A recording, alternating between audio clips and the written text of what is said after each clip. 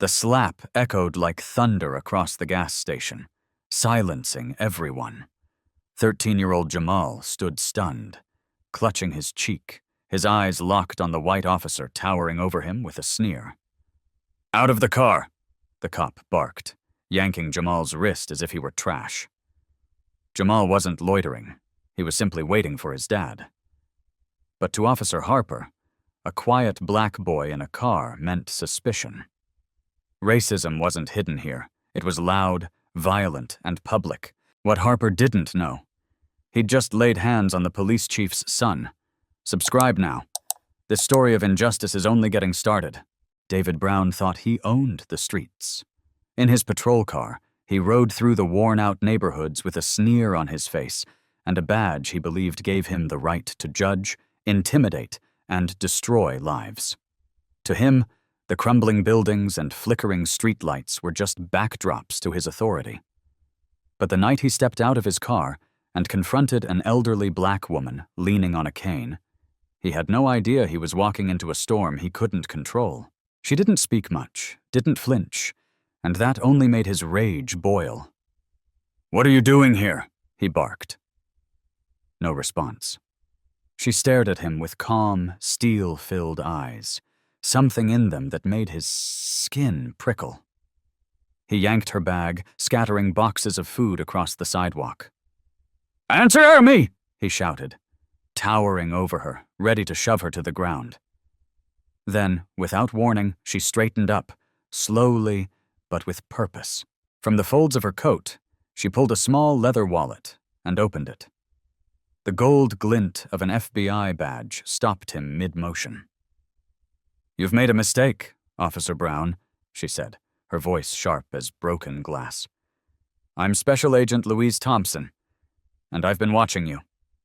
David froze. His hand still mid-air, his breath caught. He stared at the badge, disbelief crashing into him like a wave. No, this wasn't possible. Not her, not here, not now. "You... what?" he stammered, but the words couldn't form. His arrogance had blinded him. His hate had sealed his fate. "You've just laid hands on a federal agent," she continued, her eyes narrowing. "And this is the beginning of the end." David's body turned cold. He looked around, saw two black SUVs pulling in silently behind him. Men in dark suits stepped out, guns drawn, eyes locked. His instincts told him to run, but his feet wouldn't move. She just asked questions, and every one of them hit like a brick. "How many times have you falsified reports? How often did you use force without cause? How long have you worked under Lieutenant Harper's protection?" His silence was thick, but her patience was thicker. "We know Harper's running a network of dirty cops. You're part of it. You're going down anyway. But if you talk, you might survive this." David stayed quiet at first. Then a threat came, not from her, but from Harper himself. A message slipped to him in the dark of the night. "Keep quiet, or you're done." That was the breaking point. David realized Harper wouldn't protect him. Harper would bury him to save himself. So David talked. He confessed to everything. How Harper ordered patrols to target black neighborhoods, how officers were trained to escalate even the smallest encounters, how evidence was destroyed, bodies left unaccounted for, and how promotions were handed out to the ones who kept their mouths shut. Louise took every word, every name, and every date. The FBI investigation exploded. Arrests followed. Officers who once laughed in locker rooms now sat in cold cells, stunned by the rapid collapse of their empire. Harper didn't go quietly. When the agents came for him, he snarled, "You can take me down, but you'll never kill the system." But Louise had heard that line before. She didn't need to kill the system. She was going to change it, piece by piece, with every corrupt badge removed, with every community meeting held, with every ounce of truth exposed. David Brown, once drunk on his own power, was now a man haunted by the faces of those he hurt. The black kids he slammed into walls, the women he humiliated with mock arrests, the families he tore apart. He had been the predator. Now, he was just another inmate. In his cell, he'd whisper apologies into the dark, but they never reached the ones who mattered. As for Louise, she didn't stop. She built a task force. She mentored young agents of color. She stood on stages and told the truth, not just about David or Harper, but about the sickness that infected too many departments across the country. People listened. People marched. People demanded change. And it started with a quiet woman on a lonely street who refused to be invisible.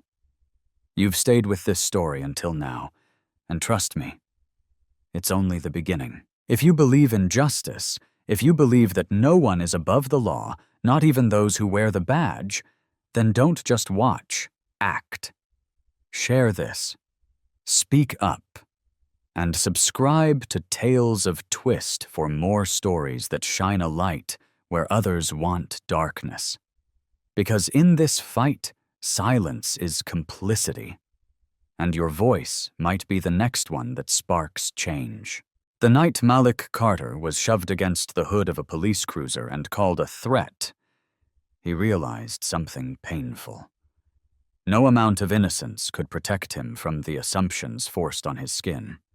He was 17, soft-spoken, and quiet, more comfortable sketching buildings and writing poetry than talking back. But that didn't matter. Not to them. Not to the two officers who tackled him outside the downtown library while he waited for his friend after chess club. They didn't ask questions. They didn't need facts.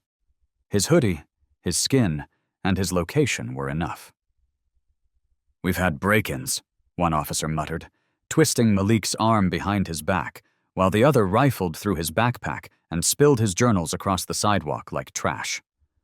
"Probably casing the place," the other said. Malik couldn't even speak.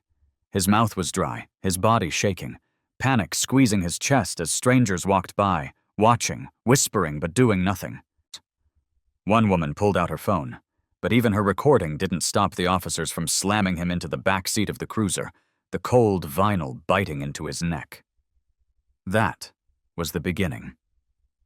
At the precinct, he was fingerprinted, photographed, and locked in a holding cell for 6 hours. Without a call, without a charge. They laughed when he asked to speak to someone. "You ain't got nobody coming for you," one of them said. But he was wrong.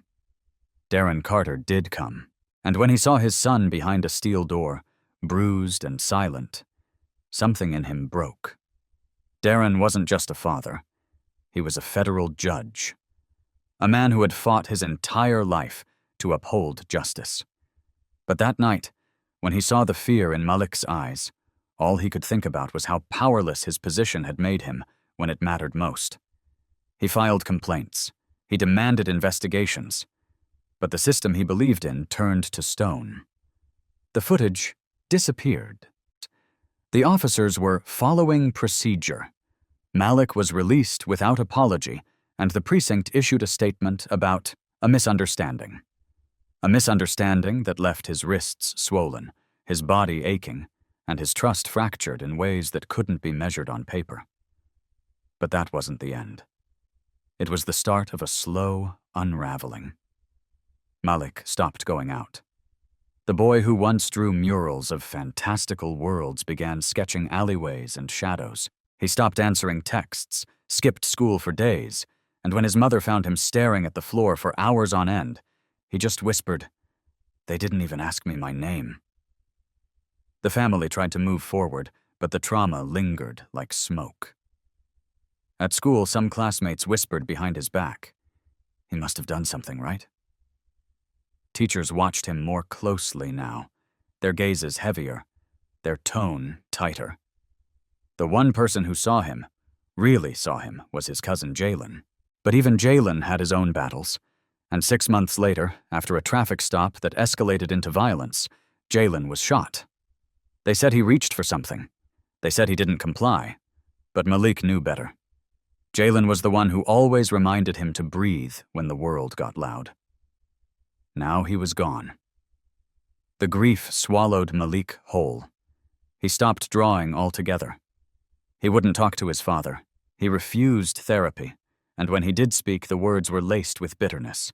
"What's the point of staying good when the world still treats you like you're guilty?" he asked Darren one night, his voice low, eyes rimmed with exhaustion. Darren tried to answer, but he couldn't. He was supposed to protect his son. He had spent decades building a career inside the system, believing he could change it from within. But now, watching his own child unravel, he wasn't sure if that belief had been a lie. Malik began walking the city at night. Hood up, head down, testing fate. He'd stand at corners, lean against storefronts, sit on benches just to see who would stop him. And they did. 3 times in 2 months. One officer accused him of loitering outside a cafe.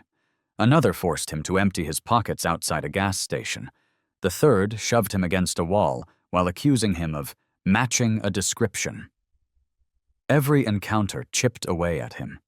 He started keeping his ID on a lanyard around his neck. He started leaving his sketchbook at home. He even memorized phrases like, "Yes, sir," and "No, officer," and "I'm not resisting," just in case. Then came the night that changed everything. Malik had agreed to meet a friend near the park. It was late, and he hesitated. His body always tensed up after dark now. But he pushed through. He needed normalcy. As he waited near the bus stop, a white officer pulled up. The spotlight hit him square in the chest. He froze. "What are you doing out here?" the officer barked. Malik raised his hands. "Just waiting for my ride." The officer stepped out. His hand hovered over his belt. "You look nervous." Malik swallowed hard. "I'm okay." But the officer wasn't convinced. He made Malik sit on the curb. He asked if he had drugs. He accused him of lying. And when Malik asked why he was being detained, the officer said, "People like you are always hiding something." The phrase stuck in Malik's mind like a thorn. That night, when he finally made it home, he didn't speak. He went to his room and locked the door. His parents found him hours later, curled up on the floor, rocking slightly, whispering, "I didn't do anything. I didn't do anything." That was when Darren knew. Something had to give. He went public. He called a press conference. He spoke not as a judge, but as a father. He told the city what had happened to his son. He named the officers. He demanded change. The backlash was immediate. His colleagues called him emotional. The union accused him of undermining morale. Anonymous messages filled his inbox, some threatening, others mocking. But Darren didn't stop. He filed federal complaints. He contacted civil rights attorneys. He brought in community leaders. He formed a task force. And through it all, Malik remained quiet, watching, listening, healing, slowly. One afternoon, weeks after the speech that made headlines, Malik picked up his sketchbook again. He drew his cousin Jalen, standing tall, fists raised, behind a backdrop of protest signs. Then he drew himself, smaller, quieter, but still standing. That night, he showed it to Darren. For the first time in months, his father saw light in his eyes. The movement grew. What started as one father speaking out turned into a ripple effect.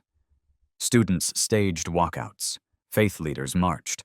Local artists began painting murals of the city's victims of injustice. Malik became a symbol, not of pity, but of resilience. His artwork spread across social media.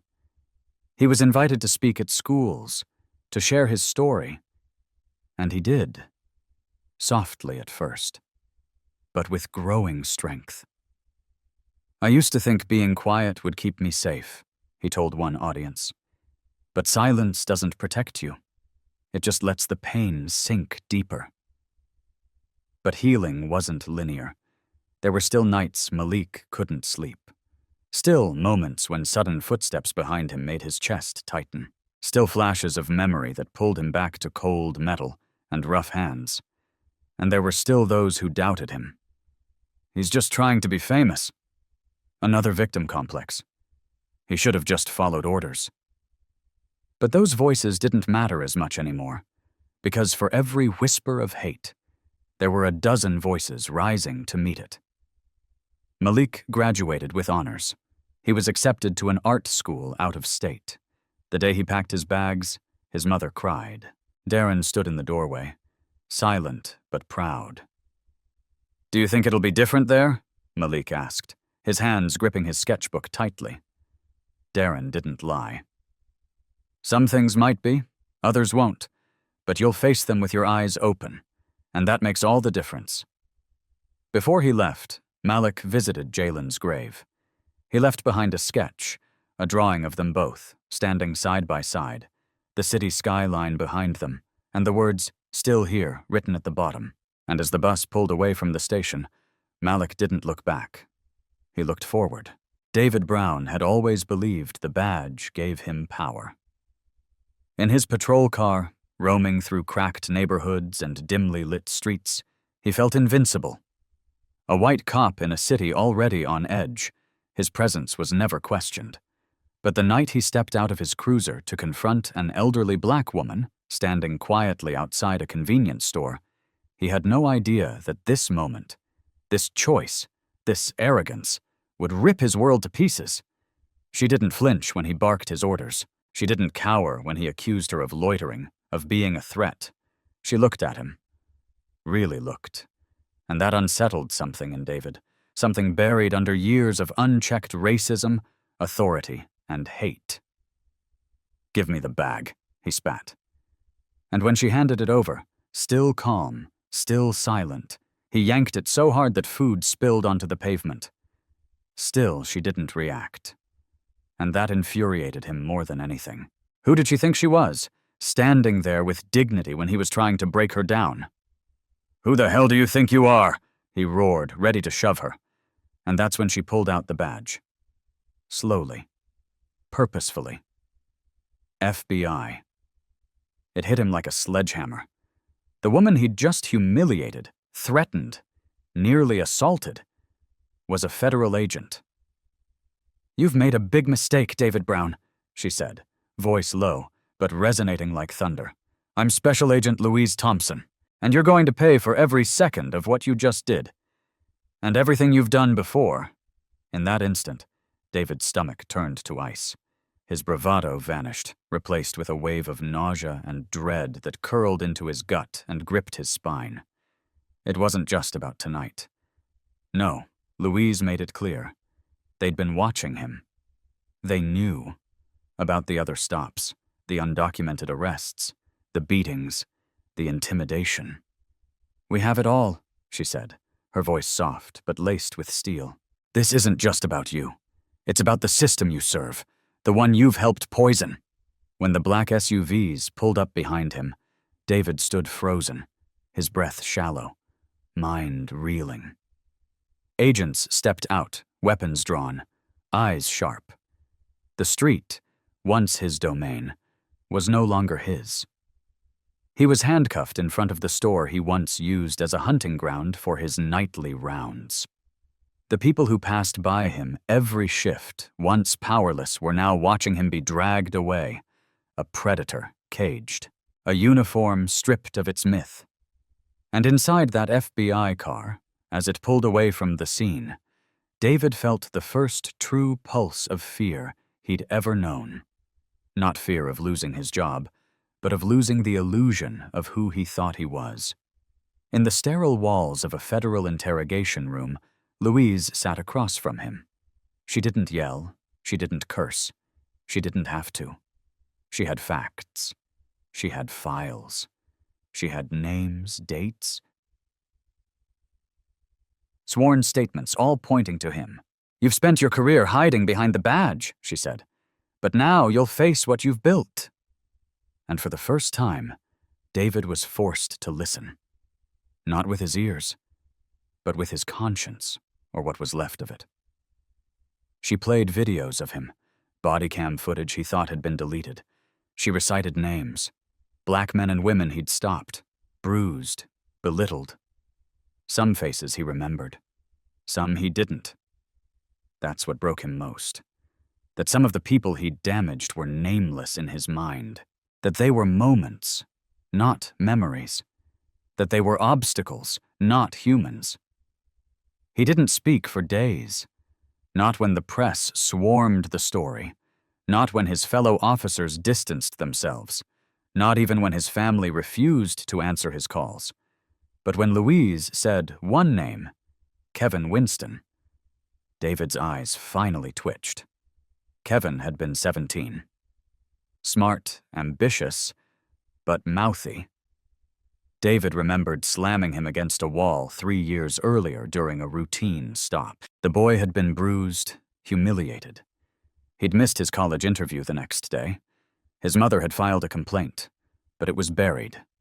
By David's lieutenant, by the union, by the system. Kevin tried to take his life 2 months ago, Louise said. He still wakes up screaming. David broke down. For the first time in decades, he cried. Not for himself, but for the people whose lives he'd crushed while thinking he was just doing his job. The tears didn't erase his guilt. They didn't undo anything, but they cracked something inside him. His ego, his armor, his delusion. But regret wasn't enough. Not for Louise. "You're going to talk," she said. "Because if you think you're scared now, imagine what Harper will do when he finds out you've been sitting in this room for days." Harper. Lieutenant John Harper. The real kingpin. The one who covered up the worst of it all. The one David once called a protector, a brother. Louise leaned in. "He'll burn you to save himself." And that was true. David knew it. He'd seen Harper destroy men just to protect a whisper of his reputation. But if David talked, if he exposed it all, he knew Harper would come for him. Maybe not legally, but definitely. There'd be a price. There always was. The decision tore him apart. His days in the cell were long, torturous. At night, he saw the faces. Every name Louise had said came back to him. Kevin, Maya, Traven, Danielle, Jamal. He heard their voices. The confusion, the pain, the why. And every time he blinked, he saw Louise, unmoving, unforgiving, unshaken. Finally, on the 5th day, he broke. "I'll talk," he whispered, voice hoarse. "But I need protection." Louise nodded slowly. "Then tell me everything." And so he did. It spilled out of him like poison. He told them how Harper ran a network of racist officers who took joy in patrolling black neighborhoods with aggression, who planted evidence, who used fear as a tool and the badge as a shield. He spoke of staged incidents, coerced confessions, faked paperwork. He admitted to it all. And every confession felt like another nail in the coffin of the man he used to be. But it wasn't over. Word got out. Harper knew. A warning came. A low voice outside David's cell one night. "You betrayed the wrong people." David barely slept after that. Every creak in the hallway, every knock on the door made his skin crawl. He was transferred to a protected facility. But fear followed him. Harper had friends everywhere. Even as he cooperated with the FBI, even as he helped take down the very empire he'd helped build, David couldn't shake the weight of what he'd done. In the mirror, he saw a shell of a man. Not a hero, not a victim, just a coward who'd finally faced the truth too late. The trial was explosive. Harper was arrested. The headlines raged. "Corruption ring exposed." "Federal agent takes down police powerhouse." Communities that had long been silenced finally felt heard. Victims spoke out. Protests surged. Laws were reviewed. Policies reformed. And David? He was a footnote, a broken man who helped end something he once protected. His testimony changed everything, but it didn't redeem him. Redemption would never be his to claim. In the end, he received a reduced sentence. But no one celebrated. No one came to see him off. Not his family, not his fellow officers, not his victims. Louise visited him one last time before he was moved. "This doesn't erase anything," she said, "but maybe it prevents the next boy from getting shoved, from getting silenced." David nodded. "I hope so." And now, as he sits in a small cell with only his thoughts and ghosts to keep him company, he doesn't beg for forgiveness. He doesn't ask for sympathy. He asks only one thing of those listening to this story. Don't let silence win. If you felt something, anything, for the people hurt, for the lives broken, for the truth buried, like this video, share it, support it. Because in a world that's still learning to see justice clearly, your voice matters more than ever. Let David's fall mean something. Let Kevin's screams echo until they're answered. Let Louise's strength inspire you. Let the stories you hear remind you. Change starts with truth. And sometimes truth starts with just one person saying, "Enough." David Brown had always believed the badge gave him power. In his patrol car, roaming through cracked neighborhoods and dimly lit streets, he felt invincible. A white cop in a city already on edge, his presence was never questioned.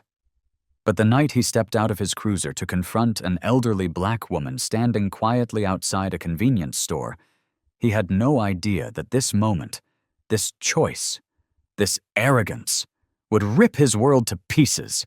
She didn't flinch when he barked his orders. She didn't cower when he accused her of loitering, of being a threat. She looked at him, really looked. And that unsettled something in David. Something buried under years of unchecked racism, authority, and hate. "Give me the bag," he spat.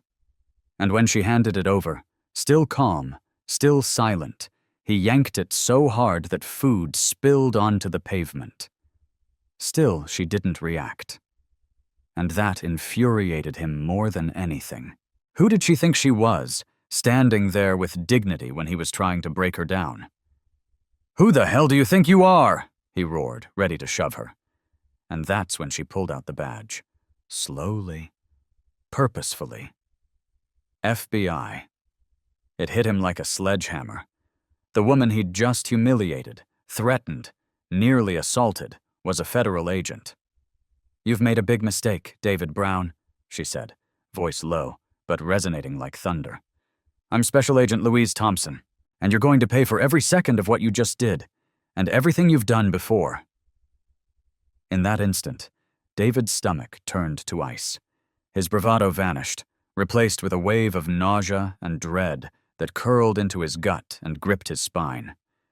It wasn't just about tonight. No, Louise made it clear. They'd been watching him. They knew. About the other stops, the undocumented arrests, the beatings, the intimidation. "We have it all," she said, her voice soft but laced with steel. "This isn't just about you. It's about the system you serve, the one you've helped poison."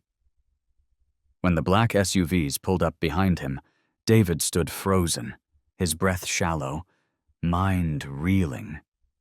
Agents stepped out, weapons drawn, eyes sharp. The street, once his domain, was no longer his. He was handcuffed in front of the store he once used as a hunting ground for his nightly rounds. The people who passed by him every shift, once powerless, were now watching him be dragged away. A predator caged, a uniform stripped of its myth.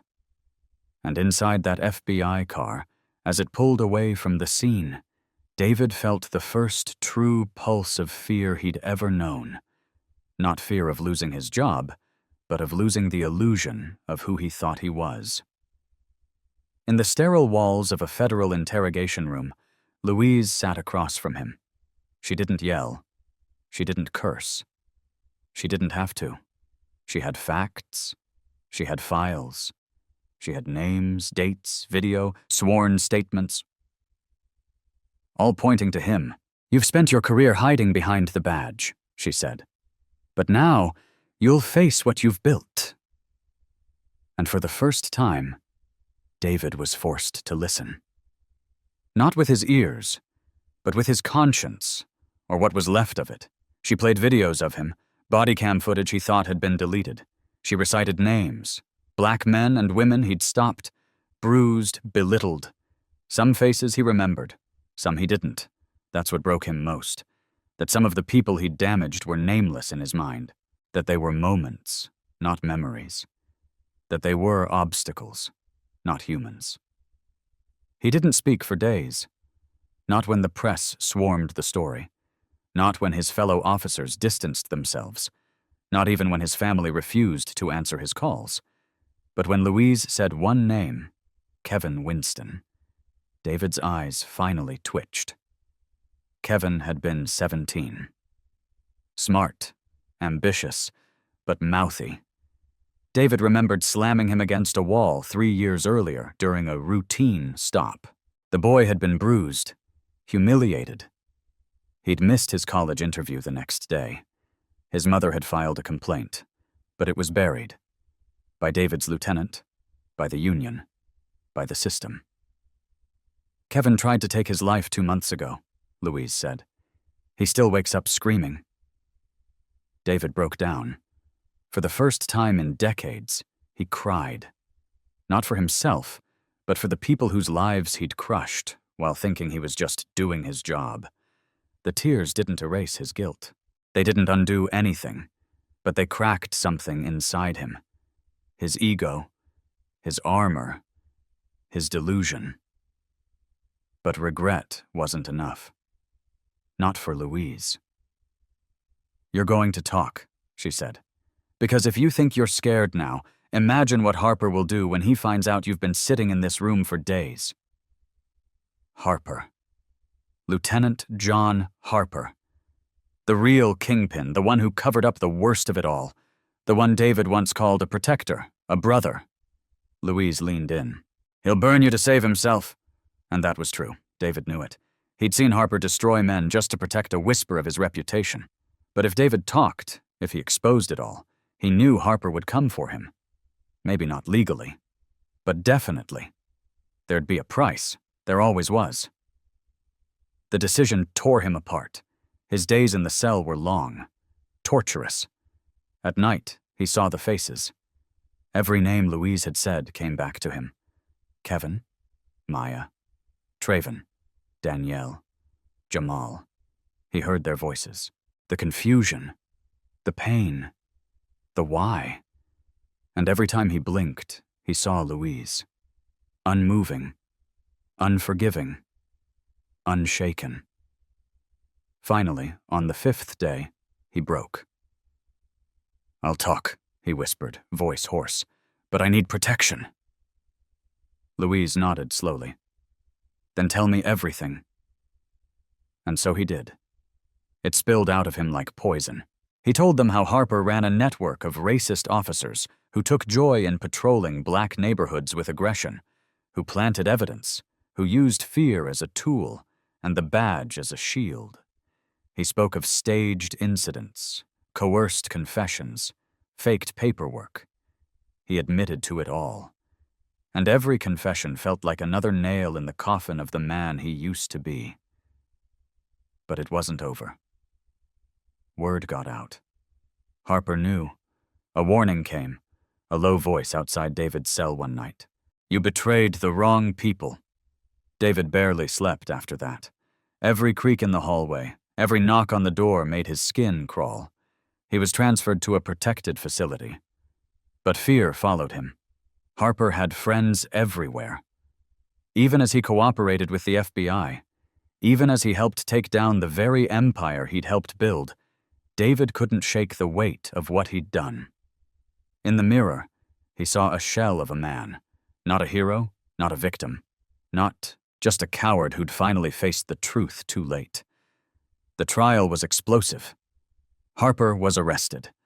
The headlines raged. "Corruption ring exposed." Federal agent takes down police powerhouse. Communities that had long been silenced finally felt heard. Victims spoke out. Protests surged. Laws were reviewed. Policies reformed. And David? He was a footnote, a broken man who helped end something he once protected. His testimony changed everything, but it didn't redeem him. Redemption would never be his to claim. In the end, he received a reduced sentence. But no one celebrated. No one came to see him off. Not his family, not his fellow officers, not his victims. Louise visited him one last time before he was moved. "This doesn't erase anything," she said, "but maybe it prevents the next boy from getting shoved, from getting silenced." David nodded. "I hope so. And now, as he sits in a small cell with only his thoughts and ghosts to keep him company, he doesn't beg for forgiveness. He doesn't ask for sympathy. He asks only one thing of those listening to this story. Don't let silence win." From the outside, Darren Carter seemed like any other city official. A man with tailored suits, composed speech, and the kind of unshakable calm that could make an entire courtroom still. He was the chief of police, the face of law and order, the symbol of fairness in a department under constant scrutiny. But no one knew what he had done. Not yet. No one knew the secret he was hiding behind his badge. And if the truth ever came out, it wouldn't just ruin his career. It could endanger everything and everyone he loved. Because Darren had gone against the code, the silence, the blue wall.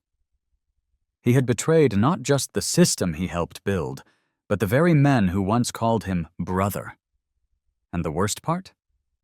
He did it all in the name of justice. For one boy. His boy. It started at the gas station. A slap, a scowl, a 13-year-old black child, his son, being yanked out of a car and humiliated by Officer Daniel Harper, a cop too arrogant to ask questions and too blind to recognize who he was messing with. Darren had revealed himself then, had stripped Harper of his illusion of control with a single sentence. "I'm the chief. That's my son." And though Harper's fall had been public and brutal, it was only the first domino. Because as that video went viral, officers in the department began to whisper. The chief had broken rank. He'd gone public. He'd exposed one of his own. That wasn't just unprecedented. It was dangerous. But Darren knew what he was doing. Behind closed doors, he had already begun something far riskier than the public realized. He had been documenting everything, months before the gas station incident ever occurred. He'd been building a file, a secret dossier that detailed a chilling network of abuse, corruption, and systemic cover-ups inside his own department. Not just Harper, but captains, sergeants, union reps, the men behind the curtain. Darren had pretended to be one of them for years, playing the part, attending the fundraisers, shaking hands, sitting silently in briefings where black residents were reduced to statistics and threats. But while they laughed, he listened. While they conspired, he recorded. He wasn't just seeking justice for his son. He was preparing to burn down a legacy of silence. The plan was unthinkable. He couldn't go to internal affairs. They were compromised. Couldn't go to the mayor. He was complicit. He couldn't even trust most federal agents. Too many of them were friendly with the very officers he intended to expose. So Darren made contact with someone outside the system entirely. Special Agent Louise Thompson from the FBI's Civil Rights Division. She was known for her ruthlessness in cracking institutional abuse. And for a long time, she hadn't trusted Darren. But the day he handed her the first part of his file, a list of unreported assaults, fabricated charges, altered footage, she understood. Darren Carter was no longer playing the game. He was flipping the board. Every day after the gas station incident, Darren walked a tightrope. To the public, he was the composed leader calling for reform. To his officers, he was still their chief, cool under pressure. But behind locked doors, he was risking everything, leaking internal memos to Louise, feeding her encrypted files from an untraceable drive, pretending not to notice when the pressure started to build, when his tires were slashed, when his phone began receiving anonymous threats, when his wife noticed someone watching their house from a parked car. But the most dangerous part wasn't the corruption. It was what Darren had done to cover his tracks, to protect his son, because after Harper was removed, there had been a second incident, one the public never knew about. 2 officers, both former Harper allies, cornered Jamal after school. They didn't touch him, but they made sure he was scared, told him his dad was making enemies, told him that accidents happen, told him that maybe Darren was going too far, asking too many questions. Jamal didn't tell his father at first, but the fear in his eyes gave it away. That night, Darren made a decision, one that crossed a line even he had once sworn he'd never breach. He accessed the department's internal black files, classified disciplinary records that were never meant to be seen by the public. Records of brutal beatings, falsified search warrants, hidden settlements, names, dates, surveillance footage from body cams that were accidentally deleted, but not truly erased. And Darren didn't just review them. He copied them. All of them. It was a federal crime, and he knew it. But for the first time, he understood something so deeply it hurt. Following the rules was never going to fix the system. Not when the rules were designed to protect the abusers. Not when the weight of truth was buried under years of bureaucracy and fear. The night he delivered the full file to Louise, she stared at him for a long time. "This will destroy the department," she said, "and you with it." Darren nodded. Good. The next weeks were a blur. Internal Affairs launched a silent investigation. Indictments were being prepared. But word leaked. Not to the public, but to the officers being targeted. And that's when the real danger began. Darren's office was trashed one night. Nothing stolen, but everything overturned, like a message. A call came from an untraceable number. "We know it's you." And then something worse. Jamal's school went into lockdown after a suspicious man was seen near the campus, lingering too long, asking too many questions. Darren snapped. He moved his son and wife to a safe house, disconnected from everything. He installed security cameras at their home. He began wearing a bulletproof vest under his clothes, and still he kept showing up at the precinct, eyes forward, voice steady, pretending everything was fine. No one could know. Not yet. But the pressure was suffocating. Every meeting was a test. Every handshake an accusation. Officers he once mentored now glared at him in silence. The union stopped returning his calls. The mayor asked him, publicly, to consider stepping aside to avoid distraction. And still, Darren didn't stop. He testified before a closed-door grand jury. He named names. He handed over footage. He gave Louise the final piece of the puzzle, the secret policy memo from years ago that instructed officers to use proactive discretion in black neighborhoods. A coded way of saying, stop them, harass them, control them. It was the smoking gun. And finally, the dam broke. Over 24 officers were indicted. Some tried to flee. Others begged for deals. Harper, already facing charges, was hit with additional counts. The media exploded. Protesters marched. People wept. Because for the first time, the corruption wasn't just whispered about. It was real. Documented. Exposed. And Darren? He was hailed as a hero. For a few weeks. Until someone leaked that it had been him all along. That he had accessed files illegally. That he had worked with the FBI behind the city's back. That he had violated protocol, defied the chain of command, and shattered the sanctity of the brotherhood. The backlash was swift. The police union filed a grievance against him. Local politicians distanced themselves. Anonymous officers accused him of betrayal. His pension was frozen. His badge confiscated. But Darren didn't fight it. He walked away. Because he knew, sometimes doing the right thing means burning the bridges behind you so no one else walks back across them to repeat the cycle. And now, he teaches community justice at a local college. He speaks at schools with Jamal beside him, and sometimes, when he passes the precinct, he sees new faces. Young, diverse, cautious, curious. He doesn't know if the system will ever fully heal, but he knows this. The truth is out. The silence is broken. And somewhere, a boy is sketching a hero that finally looks like his father. The moment Darren Carter walked into his office that morning, something felt wrong. The silence in the halls was heavier than usual, too still, like the building was holding its breath. He passed by 2 patrol officers who barely made eye contact, their quiet nods stiff, unreadable.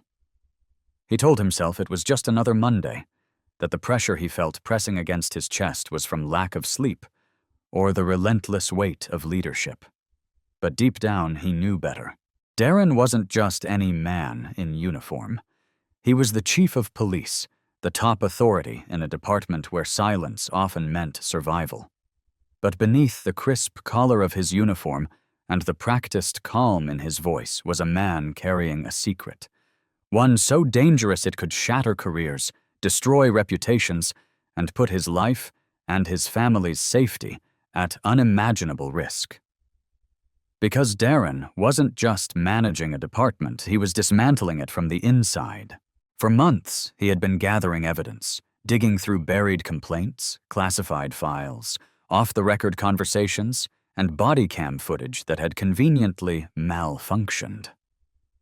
He had watched video after video. Unarmed black citizens slammed to the ground, evidence planted, reports falsified, officers laughing as they bragged about handling suspects. Darren had seen the rot, and worse, he had once stood beside it, silent.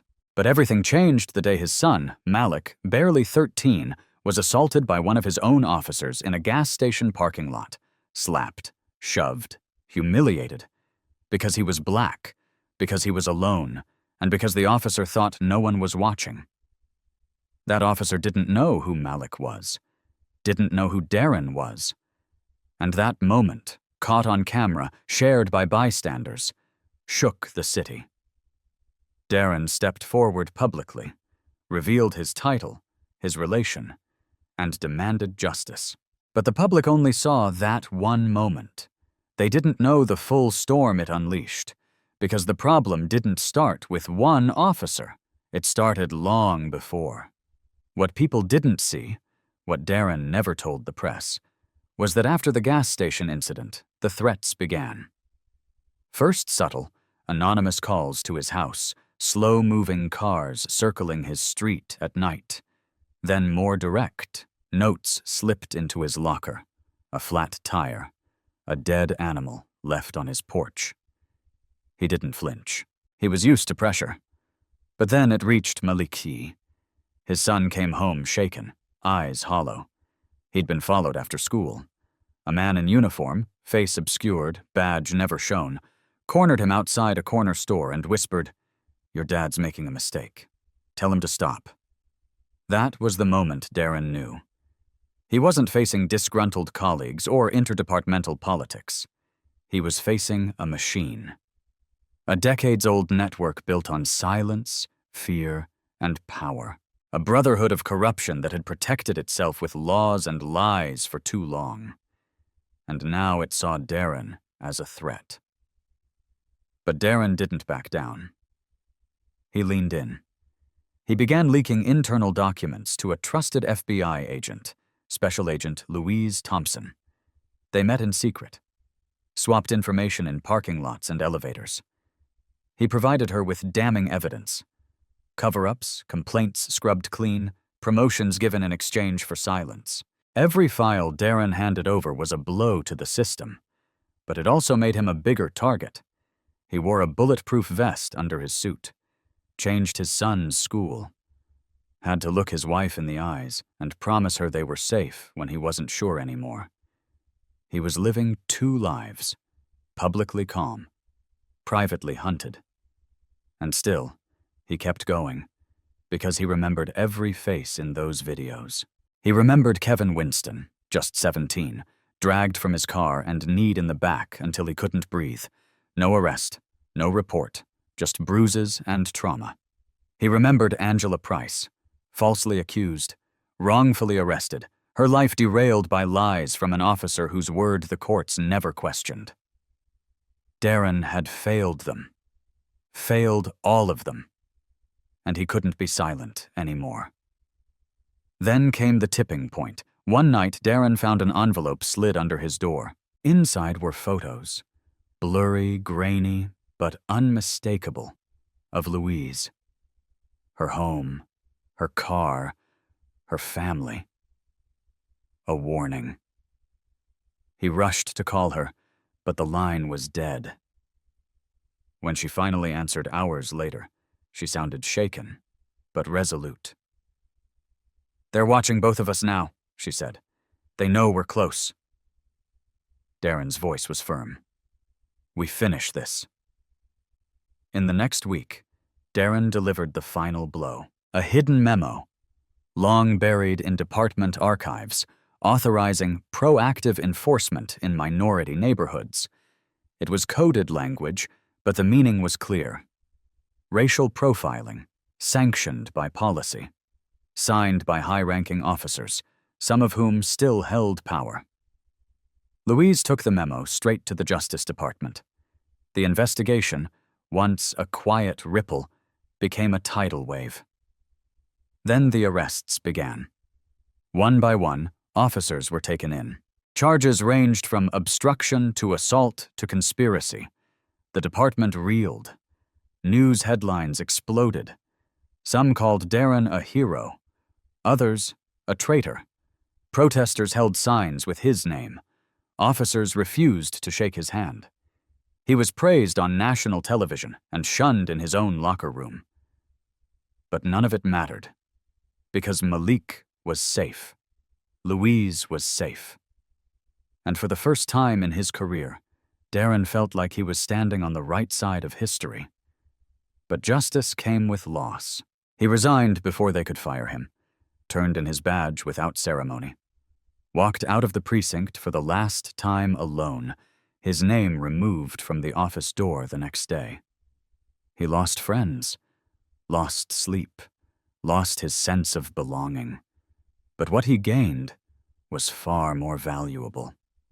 One evening, weeks after the dust settled, Malik handed him a drawing. It was of Darren, standing tall, his badge shattered at his feet, but behind him were people, dozens of them, protesters, victims, survivors, children, all reaching forward. Above the image, Malik had written one line: "You broke the system to protect the people." Darren stared at the drawing for a long time, his eyes stinging. Because now the world knew. They knew what he had faced, the nights he didn't sleep, the terror that crawled through his home, the unbearable pressure of knowing one mistake could cost his son his life. They knew he had risked everything, not for glory, not for revenge, but for redemption, for truth, for the voices that had been silenced too long. And if you're still here, reading this, hearing his story, let it sit with you. Because somewhere out there, another officer is watching this unfold, wondering if they should speak. Another father is sitting at his child's bedside, trying to explain why the world is so cruel. Another young boy is afraid to get out of the car. Darren's story didn't end when he turned in his badge. It began. He now teaches justice reform, advises departments nationwide, but most of all, he speaks, openly, fiercely. To communities, to schools, to anyone willing to listen. He tells them the truth, that silence protects no one, that fear is real, but courage is louder, that sometimes the hardest battles are the ones we fight inside the very system we once swore to uphold. And if you believe in that fight, if you believe in Darren's sacrifice, leave a comment below. Let him know his story mattered. Let others like him know they're not alone. And never forget, justice isn't easy, but it is always, always worth it. Darren Carter had worn his badge for 25 years, but nothing in his long career, no tactical training, no courtroom testimony, no community policing seminar, had prepared him for the day he would be forced to risk everything, including his family's safety, his career, and possibly his life, just to do what was right. From the outside, he was the model of success. Chief of police, a black man in a position few had ever been allowed to occupy, known for his calm voice, ironed suits, and diplomatic poise. But behind that calm, Darren carried a secret so dangerous it kept him awake most nights, pacing the hardwood floors while the rest of the house slept, heart pounding like a warning bell. Because Darren had seen something, done something that broke every unspoken rule of the force, and now the truth was catching up to him. Months earlier, he had quietly begun documenting misconduct within his department, not the small errors or procedural slips, but crimes. Real crimes, committed by officers who believed their badges made them untouchable. It started with a whisper, a gut feeling when reviewing the footage of an arrest that didn't line up with the report. A young man had been tackled, cuffed, and beaten during a traffic stop that was supposedly for resisting. But the footage told a different story. The suspect never moved. He only asked, "Why am I being pulled over?" And that alone had sealed his fate. Darren knew the officers involved, had attended their weddings, signed off on their promotions, shook their hands in the hallway. But once the seed of doubt was planted, it spread like wildfire. Darren began looking deeper, connecting dots, reviewing complaint logs that had mysteriously disappeared, internal affairs files that ended in insufficient evidence, officers who racked up dozens of excessive force allegations without consequence. And what he found horrified him, a coordinated culture of silence, where senior officers protected junior ones, where body cams were conveniently turned off, where black and brown residents were targeted under the guise of preemptive policing. Every report he pulled, every redacted line he uncovered, made the truth clearer. This wasn't incompetence, it was design. And it wasn't just one bad apple, it was the orchard. The deeper he went, the more dangerous it became. He started receiving late-night phone calls with no one on the other end. Anonymous notes slipped into his mailbox. One morning, he found his car tires slashed, his garage door spray-painted with the word traitor. Traitor. But it wasn't until the threats reached his 13-year-old son, Malik, that Darren knew he had crossed a line he couldn't uncross. Malik, quiet and creative, had always kept to himself, his world built around his sketchbook and his superhero drawings. One afternoon, after school, he was followed by a patrol car. 2 officers stepped out, not in uniform, but with that unmistakable air of authority, and told him, "Your dad's stirring up trouble. Tell him to back off. You don't want him making enemies." Malik came home pale and trembling. When he told Darren, it felt like the world stopped. All the years he'd spent protecting other people's children, fighting for policies and reforms, none of it meant anything if his own son wasn't safe. Darren's hands shook as he tucked Malik into bed that night, wondering how far the department would go to silence him. That night, he made the decision that changed everything. He copied the classified files onto a secure drive, and he reached out to the only person he believed could help, Special Agent Louise Thompson, a federal civil rights investigator with a reputation for uncovering police corruption. She agreed to meet, but she was skeptical. You expect me to believe you want to bring down your own department? She asked. Darren didn't respond with words. He opened the drive and showed her. The videos, the redacted memos, the reports buried by internal affairs, the footage of black men and women brutalized, lied about, humiliated, forgotten. Her face shifted. My God, she whispered. You've been sitting on this alone? Darren nodded. Because if anyone found out, they'd destroy me before I could speak. From that point on, they met in secret, usually in unmarked cars parked behind abandoned buildings. Darren fed her files, witness names. Confidential memos. Louise began building a case. Slowly, carefully. While Darren lived in fear. He couldn't tell his wife. He couldn't tell Malik. He couldn't even tell his closest friend, who happened to be the deputy chief, a man now under suspicion for covering up multiple investigations. At work, he smiled through press conferences. He spoke at high school assemblies. He shook hands at fundraisers.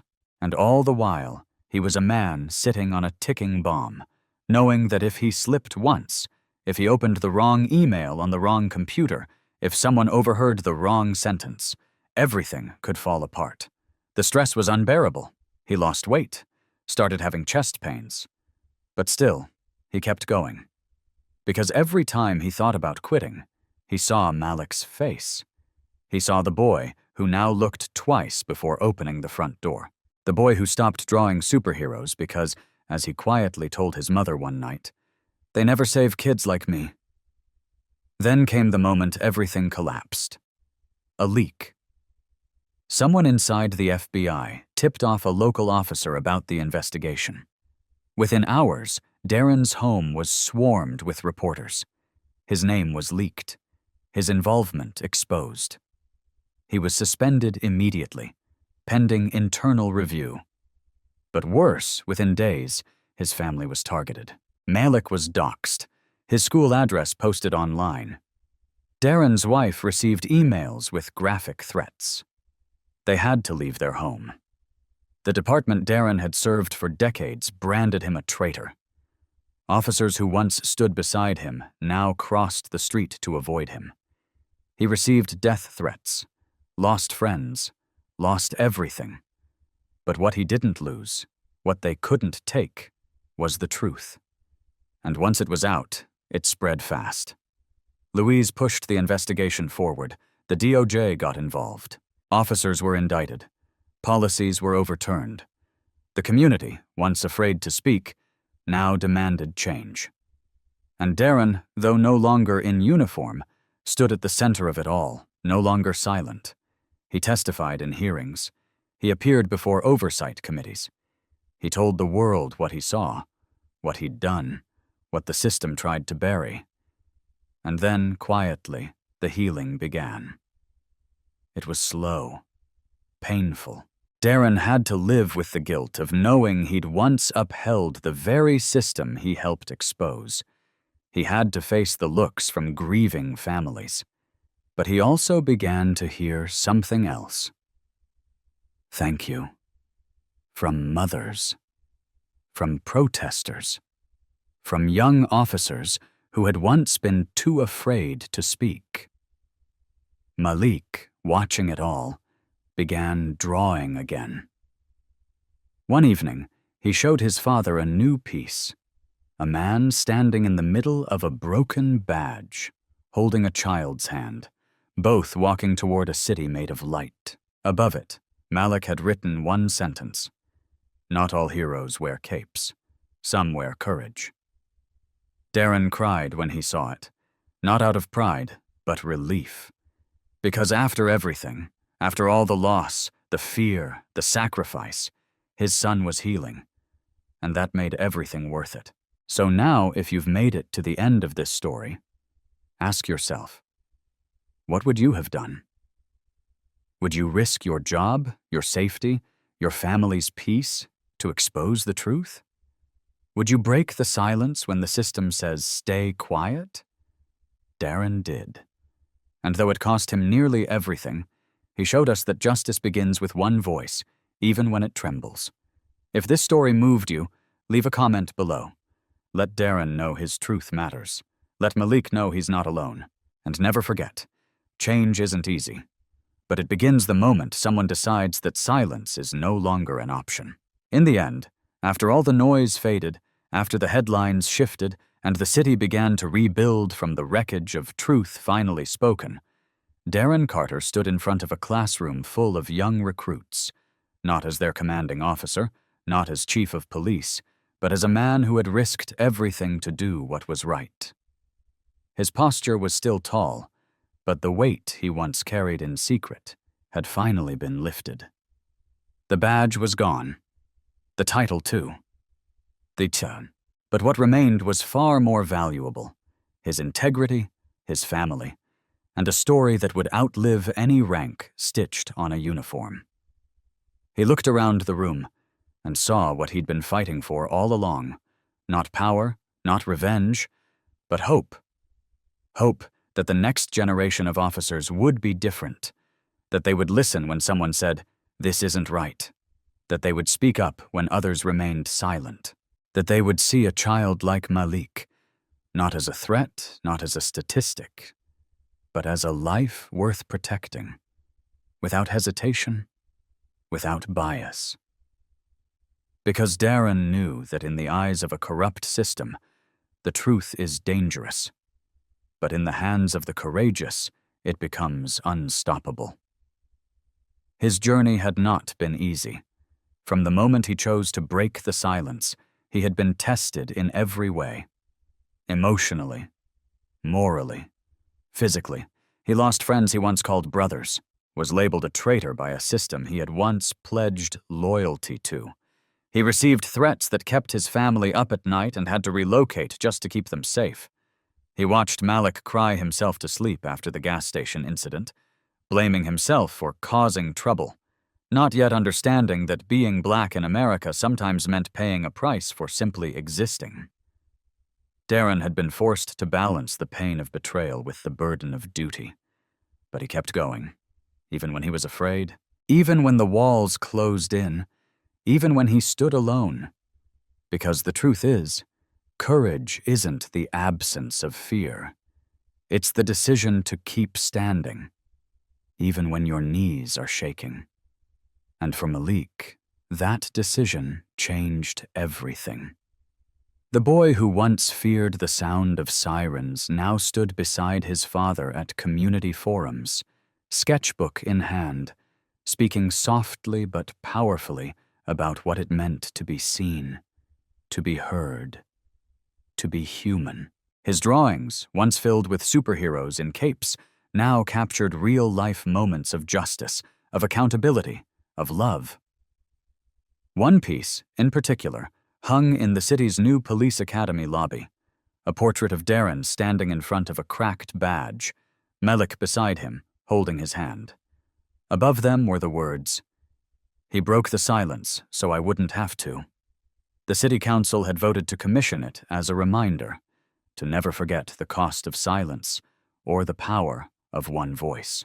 The department, now under new leadership, had implemented sweeping reforms: an independent oversight board, mandatory racial bias training, mental health support for officers and victims alike. For the first time in decades, the community felt seen. Darren often reminded people that these changes didn't make the system perfect, but they made it possible. Possible to rebuild trust. Possible to prevent another Malik from being targeted. Possible to remember that a badge should never be a weapon. It should be a promise. And that's the lesson we're left with today. That the story of Darren and Malik Carter isn't just about one officer, one boy, or one city. It's about us. All of us. It's a reminder that systems are made up of people, and when those people stay silent, injustice grows. But when one person speaks, when one man says, "Enough," everything can change. Darren didn't have to speak up. He could have protected his title, could have told Malik to move on, Could have buried the files, ignored the corruption, kept his reputation intact, but he didn't. He chose the hard road, and that choice created a ripple of change far greater than he ever imagined. So what does this mean for you? It means speak when your voice shakes. It means stand up even when it's easier to sit down. It means teach your children to value justice over comfort, truth over tradition. Because silence may feel safe, but it protects the wrong people. And if Darren's story has taught us anything, it's that one act of courage can light a path for countless others. You don't need a badge to be brave. You just need a conscience. And to those watching this, who may be quietly battling something similar, whether in your workplace, your school, your community, know this: you are not alone.